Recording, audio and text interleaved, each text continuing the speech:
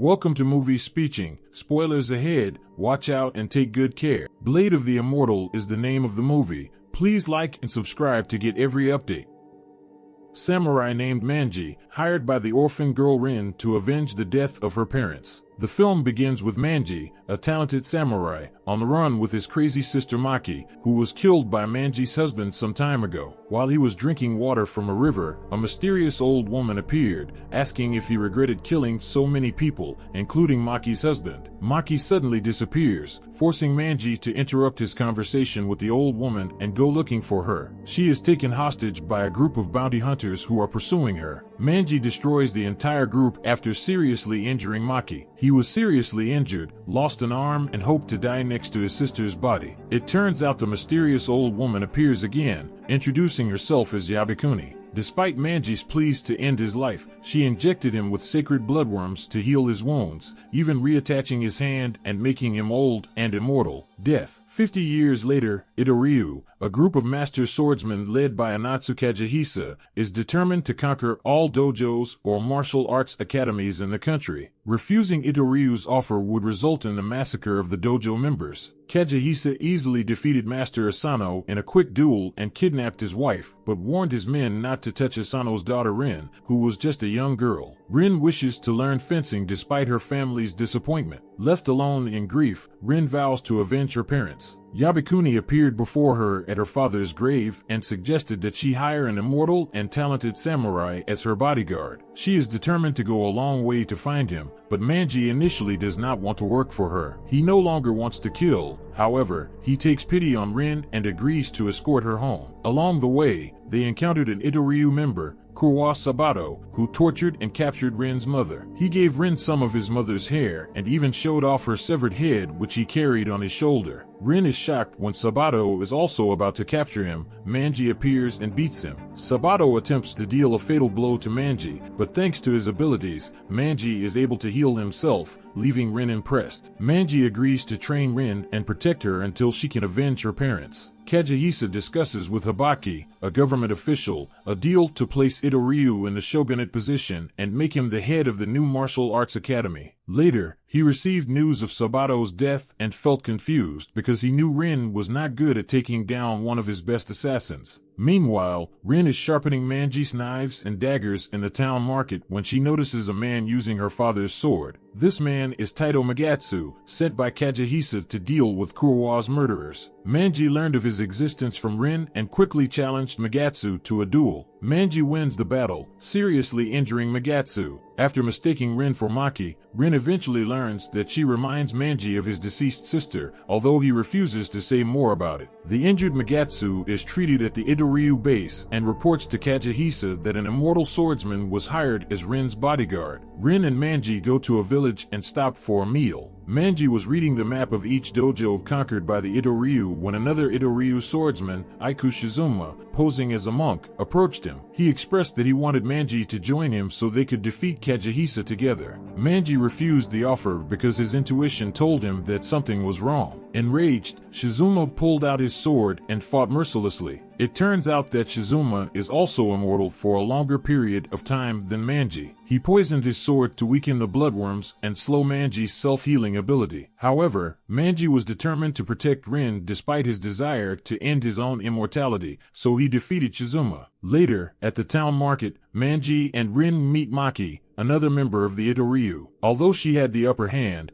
Maki could not bring herself to kill Manji even though she cut off his limbs. She wonders if Itto-ryu's motives are the right thing to do. Then she witnesses Rin protecting Manji despite not being as good as him. Maki decides not to end their lives and leaves. Even though it's slow, Manji can still recover. He scolded Rin for defending herself because she wasn't allowed to do that. He tells her to train alone because he has something to do that day, which is to visit Maki's grave. Rin wanders alone and then meets Kagehisa. She was surprised to see that he didn't attack her. He explains that he killed his father to avenge his grandfather. Kagehisa's grandfather was expelled from the dojo run by Rin's great-grandfather because he used an axe, considered a foreign weapon and not suitable for their fighting style. Back at Manji's crib, Rin doesn't tell him that he met Kagehisa and learned the truth about their ancestors. The next day, Rin and Manji encounter the Mugai-ryu, another clan of swordsmen. After witnessing one of their members, Shira, defeat another Itto-ryu member. Shira takes them to Mugai-ryu's hideout, where they meet the other members. They explain that they must stay hidden so that Itto-ryu does not realize that they have two enemies, then ask Manji and Rin to join them to defeat Itto-ryu together. Based on their spy disguising himself as an Itto-ryu member, Kagehisa will visit Mount Takao. They plan to attack him on his way by splitting into two groups that would take different paths. Manji, Rin, and Shira are grouped together. On the way, they notice a mysterious figure resembling Kagehisa and prepare to attack him. Shira punched him in the face. It turned out to be a woman hired by Itto-ryu. At the same time, other Itto-ryu members appeared from behind the trees and realized that they were trapped. Manji and Shira fight the Itto-ryu members until they are all defeated. Afterwards, Shira tried to harass the hired woman. Rin protects her, but Shira easily hurts her. Luckily, before Shira tried to do anything to Rin, Manji cut off one of his hands, allowing him to escape. Manji realizes that he cannot work with Mugai-ryu, especially Shira, due to their different principles. Returning home, Manji treats Rin's wound and tells him her whole story. His superiors ordered him to assassinate several men, who turned out to be the ones who were supposed to expose his superiors' crimes. Believing he was working for the wrong purpose, Manji betrayed his superior and murdered him and his bodyguards. It turns out that one of his bodyguards is Maki's husband. His death affected her greatly, driving her crazy, and Manji later took care of her. He warns Rin that if she stands up for him again, he will stop working for her. Believing he is only causing trouble for Manji, Rin runs away the next day, continuing her quest for revenge alone while Manji stays outside. He was approached by other members of Mugai-ryu who asked him where Shira was. He explained that he could no longer continue working with them. They explained that they must defeat Itto-ryu because they faced the death penalty from the government. After realizing Rin was gone, Manji frantically chased after her. Meanwhile, Kagehisa arrives at Mount Takao and meets Ibane Kinsui, the leader of the Shinkito-ryu. Although he was warmly welcomed, he quickly learned that they would not join him. Disappointed, he left, while his teammates back home celebrated his supposedly successful deal. It turns out that Hibaki betrayed the Itto-ryu by sending government swordsmen to capture Kagehisa and the Itto-ryu clan. The entire Itto-ryu clan is destroyed at their base, while Kagehisa, fleeing the army,